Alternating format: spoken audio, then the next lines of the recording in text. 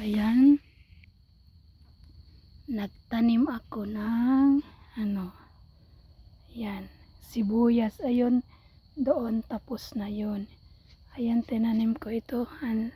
Ano siya, yung parang bahay-bahay tawag sa kanila. Plastinik. Plastinik tawag nila dito. Ayan plastinik tawag. So ayan yung tanim ko. Sibuyas doon tapos na 2 linya. Sibuyas. Yan, sibuyas tanim ko. Kasi winter na, so dito ko siya para pagdating ng spring may sibuyas kami. Kasi hinalo namin yan sa sa litos, sa veggie salad. Nahalo namin. So ayan. Ayan. Tapos yan, ayan kita nyo, green peas yan. Tinanim ko. Mga green peas yan. Tinanim ko yan siya.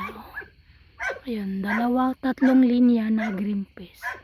Tapos additional ko yung additional ko tong sibuyas pagtanim.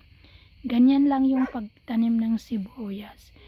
Pero kung wala kayong lupa sa inyo, pwede nyo sila sa plantera ilagay yung sibuyas, pero maraming butas-butas kasi pag naano ng tubig pwede mabulok yung niya, yung sibuyas, yung pinaka doon sa sa ilalim.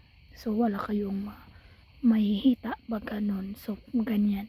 So dapat pag sa plastic, sa plantera, maraming butas. Tapos yung gamitin nyo na lupa, yung madali siyang mag-dry, mag-absorb para di mabulok ang sibuyas. So ganyan ganun lang pagtanim ng sibuyas. Tapos sa isang linggo 2 beses lang maglagay ng tubig, tsaka hindi ba madami, tamang-tama lang na mabasa yung sibuyas, hindi siya mababad para hindi tapos wag alam yung na siya, yung may laman niya sa ilalim, wag nang ganong tubig kasi na siya, mabubulok na din.